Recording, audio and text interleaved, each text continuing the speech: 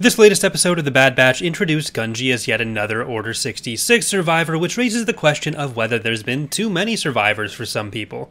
I can definitely see where they're coming from since there's been dozens at this point, but I personally think there's nothing wrong with the amount we've had.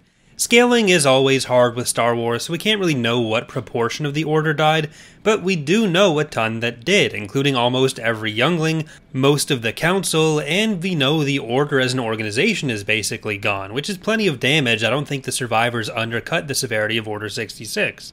We know Obi-Wan put out the warning beacon, and many Jedi wouldn't have been on the front lines with clones or at the temple, so there's plenty of opportunities for survival, and I think the storylines we can get out of that are a lot more interesting.